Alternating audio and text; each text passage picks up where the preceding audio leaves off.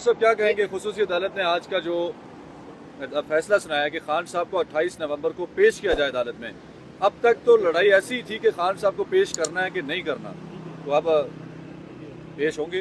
देखो, जिन लोगों ने उनको रखा है वो तो इस बात पे बज़द होंगे कि जी उनको ना पेश किया जाए और उनका ट्रायल जो है इन कैमरा किया जाए, उनका ट्रायल जेल में ही किया जाए। लेकिन let's the common sense and the good sense must prevail now. बड़ा हो गया, आपने अगस्त में कर दिया। मेरा तो ये ख्याल है कि आज जज साहब कहते हैं कि मैं रिक्यूज़ करता हूँ, मैं ये केस सुनता नहीं, क्योंकि जितने मैंने ऑर्डर कर लिए, हाई कोर्ट ने मेरा एक ऑर्डर नहीं बल्कि सारे के सारे ऑर्डर सेटिस्फाइड कर लिए। इन सर्कमस्टांसिस में let this case be decided by someone else. लेकिन anyway, if he has to proceed let सही, लेकिन अच्छी बात है कि ओपन ट्रायल हो। देखो, आईन और कानून में कोई कंसेप्ट नहीं है कि आप किसी का ट्रायल कर ले।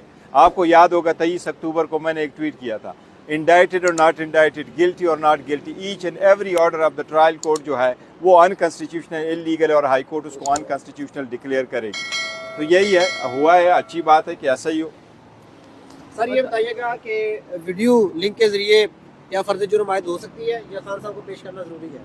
देखिए, फ़र्द जुर्म के लिए तो लाना ज़रूरी है। हाई कोर्ट को पहले हमने एक दरख्वास्त दे दी थी और हमने कोर्ट को कहा था कि हमारे जो इनके सिक्योरिटी कंसर्न उस वक्त थी एफेड कचहरी में, उस वक्त हमने ये एक गुजारिश की थी हाई कोर्ट से और रिट पिटीशन फाइल कर दी थी और हाई कोर्ट से रिक्वेस्ट ये की थी कि हमें वीडियो लिंक के ज़रिए से इजाज़त दी जाए। तो हाई कोर्ट ने उस पर एक तफसीली आर्डर दे दिया था और हाई कोर्ट का ये कहना था कि बहरहाल बेल मैटर में भी इनिशियल स्टेज पे और ट्रायल में भी आखिरी स्टेज पे और इंडाइटमेंट के लिए किसी का पेश होना अदालत में लाजिम है। तो वीडियो लिंक के जरिए से इंडाइटमेंट नहीं हो सकती। अच्छा, बैरिस्टर गौर साहब, आप बताइएगा कि आज जो है वो इलेक्शन कमीशन में बहुत बड़ा फैसला आने वाला है।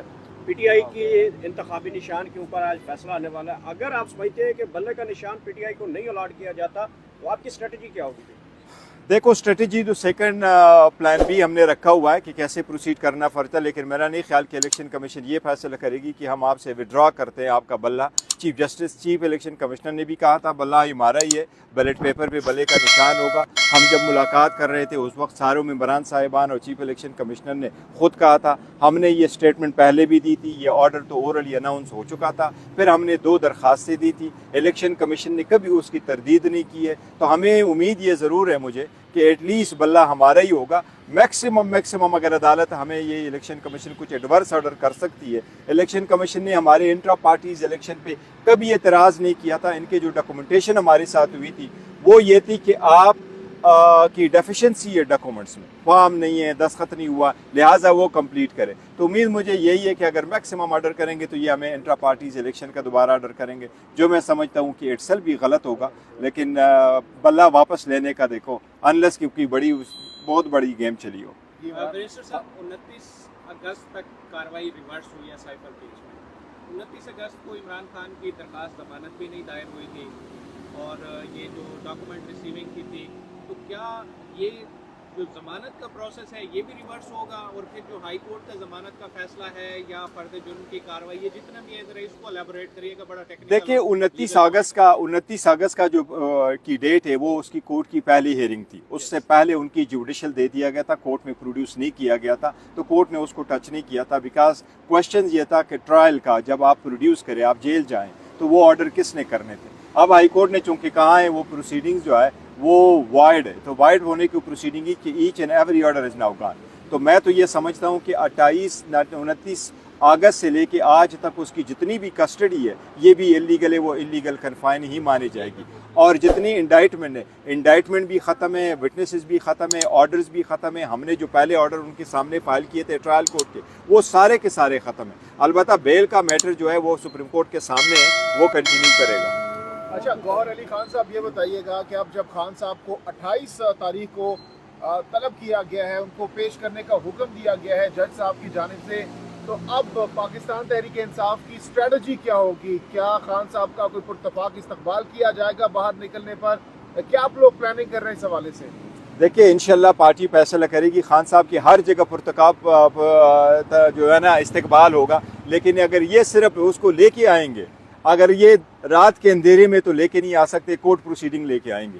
इंशाल्लाह ताला लोग आएंगे और बड़े तादाद में आएंगे, इंशाल्लाह ताला बहुत बड़ा इस्तकबाल होगा खान साहब। अच्छा, बैरिस्टर गौर साहब बताइएगा कि आजकल इंटरव्यूज के बड़ा सेशन चल रहा है, मलिक रियाज का भी इंटरव्यू सुना है कि रिकॉर्ड हो चुका है, समझते हैं कि ये भी कोई पार्टी में डेंट डालेगा? देखो, इन्होंने जितनी कोशिश करनी थी, जिससे ये कोई इंटरव्यू ले सकते सबसे ले ली हैं। अगर उसने इंटरव्यू रिकॉर्ड करवाया और है तो लेट दैट कम। भाई जहाँ तक मैं मलिक रियाज साहब को जानता हूँ, मेरा नहीं ख्याल मलिक रियाज साहब कभी कोई रेड लाइन क्रॉस नहीं करते। वो एक बिजनेसमैन आदमी है, सोबर आदमी। गौहर अली खान साहब, आपने कहा कि लोग निकलेंगे, पुरतपाक इस्तकबाल भी करेंगे, तो कैसे करेंगे? क्योंकि एक जानिब अब भी जो लोग हैं पीटीआई के लोग रोपोश हैं, छुपे हुए हैं, जो कारकुनान हैं वो डरे हुए हैं, तो किस तरीके से खान साहब का आप लोग पुरतपाक इस्तकबाल करेंगे? सर, जितने भी ये लीडरशिप बेशक छुपी हुई है, वो अंडरग्राउंड है ज़रूर है, लेकिन अवाम और सपोर्टर और वोटर आप देखेंगे, इंटरनेशनल मीडिया कितने आएगी। इंशाल्लाह ताला 27 को उस पर बहस करेंगे, आप देखेंगे दुनिया उमड़ आई होगी। गौहर साहब, ये सवाल बहुत आम जानना ज़रूरी है कि जो सिफर से दोबारा से अब जो ट्रायल शुरू किया जा रहा है, क्योंकि सब कुछ तो ऐसा लग रहा है कि 8 फरवरी को सामने रख कर किया जा रहा है, तो 8 फरवरी तक आइडियली क्या ट्रायल जो है वो कंक्लूड हो सकता है, कोई सजा या जो भी फैसला होगा, लेकिन 8 फरवरी तक कंक्लूड हो सकता है। देखिए, मुखालिफिन की कोशिश है कि जल्द से जल्द कंक्लूड करें। मुखालिफिन की कोशिश है कि जितना जल्दी हो सके कन्विक्शन हो, डिस्क्वालिफिकेशन हो, उसको पॉलिटिकल स्फीयर से निकाला जाए। लेकिन कानून के मुताबिक अभी प्रोसीड होना है। हाई कोर्ट के 2 जज साहिबान ने एक ऑर्डर किया है, उसके पैरामीटर्स पूरे करके आगे बढ़ना है, और ऐसे ही बढ़ना चाहिए। ये हर शहरी का एक हक है आईन और कानून के मुताबिक। इसी तरीके से चलेंगे। 28 गवाह है और 2 अक्यूज्ड है, वो अपने क्रॉस एग्जामिनेशन करेंगे, अपने गवाह भी पेश करेंगे। मैं नहीं समझता कि ये किसी सूरत हो सकता है। बाकी भी केसेस इन कोर्टों में प्रोसीड कर रहे हैं, अगर आप इनको कंक्लूड करना चाहें in according with law, they will take quite a lot of time. अच्छा गौहर अली खान साहब, अब जब खान साहब ने बाकायदा तौर पर 10 दिसंबर को पेशावर में जलसे के अहकाम जारी कर दिए हैं, दूसरी तरफ हम देख रहे हैं कि पंजाब में भी अली जफर साहब को टास्क सौंप दिया गया है, तो क्या आप कह सकते हैं कि आपको लग रहा है कि पीटीआई को अब लेवल प्लेइंग फील्ड की तरफ एक ट्रैक की जानिब जाया जा रहा है और मामला अब बेहतरी की जानिब जा रहे हैं? क्योंकि अब लास्ट हमने कंसेक्टिव 2 आप लोगों ने कन्वेंशंस किए हैं without any resistance, without any रोक टोक, तो क्या कहना चाहेंगे इस हवाले से? देखिए, अभी भी लेवल प्लेइंग फील्ड नहीं है, ये सिर्फ एक नारा है लेवल प्लेइंग फील्ड का। अभी भी रोक टोक है और अभी भी इजाज़त कहीं भी नहीं मिल रही। केपीके में 2 कन्वेंशन ज़रूर हुए हैं, वो हाई कोर्ट ने ऑर्डर कर लिए थे और बड़ा लिमिट करा लिया था और उनके वेन्यू भी चेंज करने पड़े थे, इसलिए अभी इजाज़त तो नहीं मिल रही है। और इसी सिलसिले में हमने इलेक्शन कमीशन से रिक्वेस्ट की थी कि आप एक नोटिफिकेशन करें, उस नोटिफिकेशन को आईजी और सारे सेक्रेटरी, चीफ सेक्रेटरीज को डायरेक्ट करें कि आप इनको फैसिलिटेट करें, सारे पार्टीज़ को फैसिलिटेट करें। अगर अकॉर्डिंग्स विद लॉ वो आपको एप्लीकेशन दे देते हैं, आप परमिशन दें, लेकिन उनको परमिशन अगर मिल जाती है इंतज़ामिया की तरफ से, फिर उनको ना रोकें।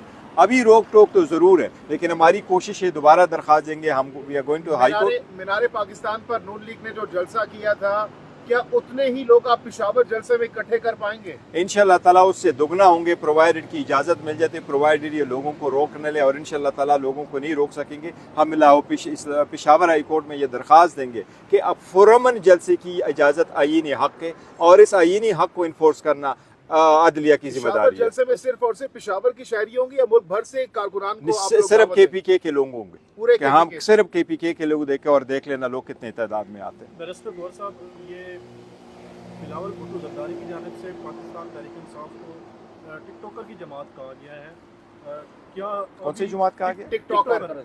हाँ, क्या टिकटॉक पे ही है पाकिस्तान तहरीक इंसाफ या ग्राउंड पे भी है, कुछ बताएंगे?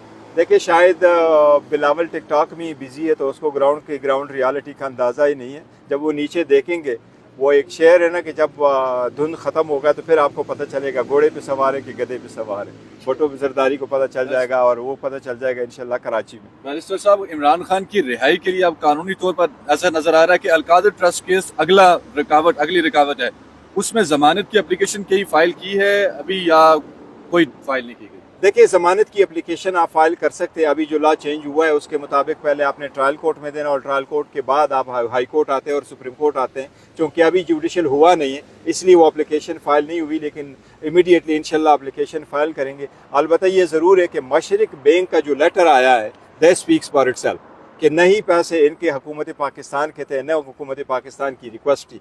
डेट जो है ना उनके केस जो है वो ऑलमोस्ट ख़त्म हो चुका है। लेकिन गौर साहब, टाइमिंग बहुत इंपॉर्टेंट है ऐसे वक्त में जब एक तरफ इमरान खान साहब पर अलकादर ट्रस्ट की तलवार लटक रही है, दूसरी तरफ ये स्टेटमेंट आना, तो क्या ये आपको टाइमिंग बहुत इंपॉर्टेंट नहीं लग रही इस मामले में? अब मशरिक का स्टेटमेंट आना, देखिए मशरिक का स्टेटमेंट जो है 18 अक्टूबर को सुप्रीम कोर्ट ने एक ऑर्डर कर लिया था और 10 कंपनी 10 अकाउंट जहां से पैसे ओरिजिनेट होकर के पाकिस्तान आए थे, सुप्रीम कोर्ट ऑफ पाकिस्तान ने उस केस में प्रोसीडिंग करते हुए ऑर्डर कर लिया था और मशरिक को भी नोटिस गया था कि आप ये भी डॉक्यूमेंट दे दें। तो ये सुप्रीम कोर्ट के हिसाब से आए, हमने न किए और न हम फैसिलिटेट कर सकते और न ही हमें ये पता था। Thank you. Thank you.